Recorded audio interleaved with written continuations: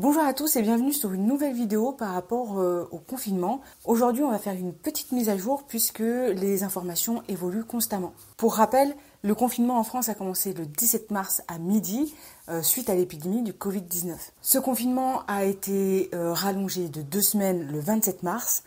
Allant de ce fait jusqu'au 15 avril. On sait à présent que ce confinement va durer jusqu'au 11 mai prochain, avec un déconfinement en étapes sans doute selon l'évolution de la situation. Alors dans cette vidéo, je ne parlerai pas de l'allocution présidentielle et des différentes mesures qu'il compte mettre en place. Il y a des chaînes politiques qui vont vous décortiquer ça très bien mieux que moi.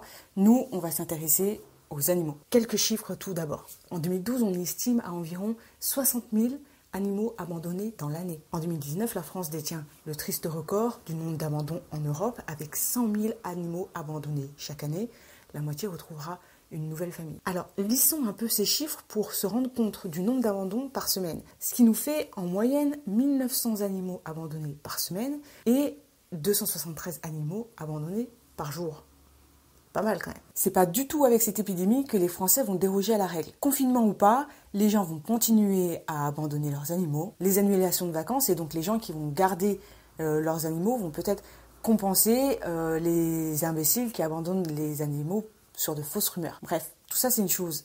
Mais dès les premières mesures de confinement, les refuges ont commencé tout de suite à alerter sur les surcharges qu'ils allaient subir dans leurs refuges. Car même si le confinement empêche les adoptions, les abandons, eux, continue. Devant l'urgence de la situation, le gouvernement a pris récemment la décision d'autoriser les adoptions dans les refuges sous certaines conditions. L'animal devra être choisi en amont sur le site du refuge. Un rendez-vous précis sera fixé et le refuge concerné émettra une attestation dématérialisée comportant l'horaire du rendez-vous.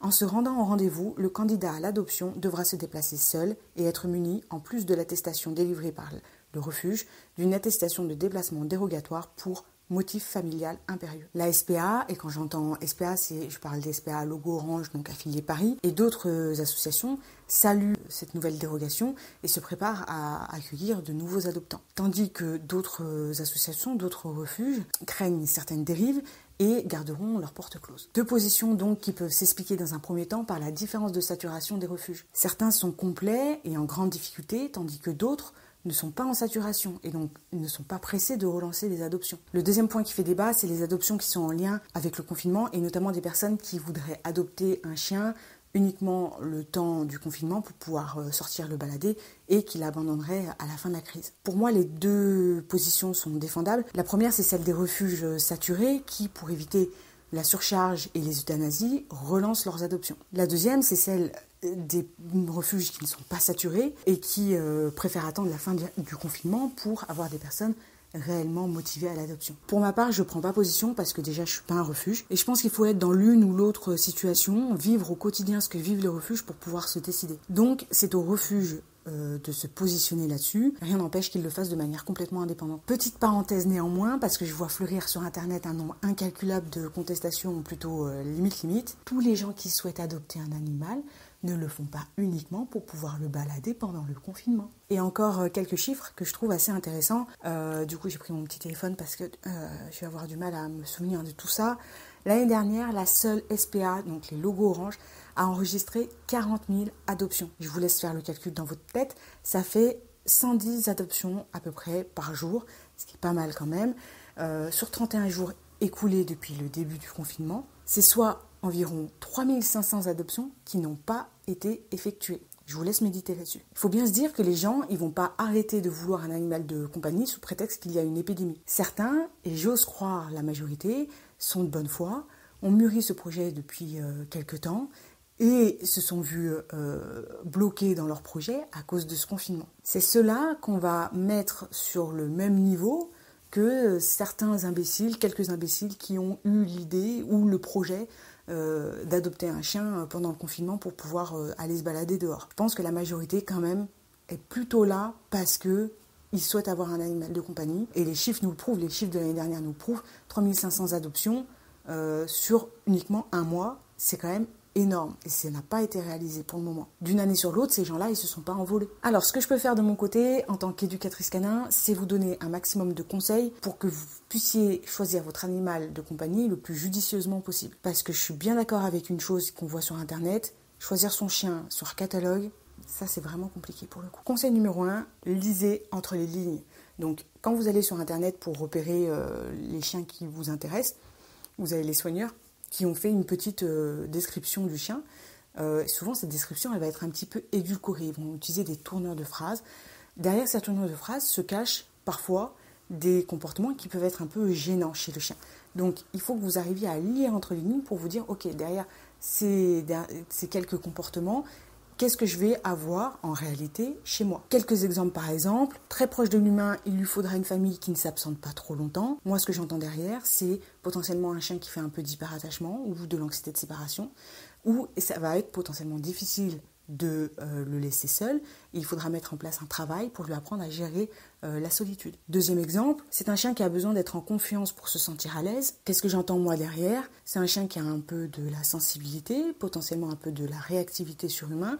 Dans un premier temps, j'éviterai des familles nombreuses où il y a des enfants un peu remuants ou des enfants en bas âge. Dernier exemple, c'est un chien brusque dans ses démonstrations d'affection. Qu'est-ce que moi j'entends derrière? C'est un chien qui potentiellement fait des sauts sur l'humain, va mordiller un petit peu les bras. Et donc c'est un chien qu'il va falloir apprendre à lui apprendre à gérer ses émotions, à gérer sa frustration en faisant beaucoup d'exercices d'autocontrôle par exemple. Deuxième conseil que je peux vous donner, c'est éviter de vous concentrer sur le physique du chien. Derrière de l'esthétique, vous avez souvent une génétique bien huilée. Les chiens, la majorité des chiens, c'est des animaux qui ont été sélectionnés pour un travail précis. Berger, traîneau, garde, etc. Il est donc impératif que vous mettiez de côté le coup de cœur et que vous vous attachiez au tempérament et au niveau d'activité du chien pour voir si ce niveau d'activité-là correspond avec votre niveau d'activité. Troisième conseil que je peux vous donner, prenez le temps de bien identifier votre besoin,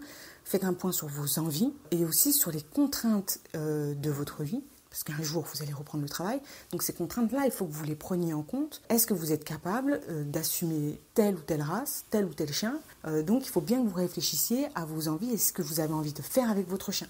Si vous êtes quelqu'un qui n'est pas sportif, évitez de partir sur un husky par exemple. Autre conseil que je peux vous donner, prenez le téléphone, posez des questions, beaucoup de questions aux soigneurs. Le passif du chien, s'ils le connaissent, son tempérament, comment il se comporte avec eux, son caractère, etc., etc. Il faut que vous ayez une image de ce chien en tête par rapport à ce que les soigneurs vont vous dire. C'est eux qui connaissent le chien. Je ne pense pas que vous aurez la possibilité d'aller voir plusieurs fois ce chien-là. Donc, il faut que vous ayez, par rapport aux descriptions que les soigneurs vont vous faire, une image très précise du chien en tête pour être sûr de faire le bon choix. Autre conseil que je peux vous donner, par téléphone, vous pouvez aussi demander aux soigneurs de faire des tests un peu poussés sur le chien pour voir comment il réagit dans certaines situations. Faire des rencontres avec d'autres chiens du refuge, le mettre en contact avec des chats par exemple, faire un bruit soudain pour voir comment est-ce que le chien réagit, est-ce qu'il a peur, est-ce qu'il retourne vers le bruit, est-ce qu'il arrive à se remettre d'une émotion forte, etc., etc. Tout ça, vous pouvez demander à ce que les soigneurs fassent ces tests-là pour vous donner une image et une idée du chien que vous avez envie d'avoir. Dernier conseil que je peux vous donner, au moment du rendez-vous, il va falloir que vous soyez le plus objectif possible. Observez les réactions que le chien a envers les autres, les réactions qu'il a envers vous. Est-ce qu'il va se cacher? Est-ce qu'il vient vers vous? Est-ce qu'il sent ses odeurs? Il n'en a rien à carrer de votre présence? Tout ça, c'est des indications qui vont vous donner une image un peu précise du chien que vous voulez adopter. Vous pouvez également emprunter une longe au refuge et essayer de partir en balade sur les abords du refuge avec une longe. Ça va vous donner bien plus d'indications sur le caractère du chien que simplement le regarder dans un box. Si le refuge est un peu réticent, il y a certains refuges qui ne sont pas très chauds à vous laisser partir avec le chien avec une longe, demandez à ce que le chien soit placé dans un parc de détente pour essayer de passer un petit peu de temps avec lui. Pour rappel, une adoption, ce n'est pas un acte anodin. Cela vous engage sur une longue période et ça amène son lot de responsabilités et de contraintes. Cela doit donc être un acte réfléchi qui va vous demander de l'investissement et vous devez analyser ce que vous êtes capable de lui offrir. Voilà, c'est la fin de la vidéo. J'espère avoir fait un petit peu le tour de tous les conseils que je pouvais vous donner pour que vous puissiez réaliser une adoption la plus safe et la plus judicieuse possible. J'espère que tous ces conseils vous auront été utiles. N'hésitez pas à laisser un petit pouce bleu si c'est le cas, à partager la vidéo, vous connaissez la chanson, à vous abonner si ce n'est pas encore fait. Moi, je vous dis à bientôt pour un peu plus de contenu. Caresse à vos poilus.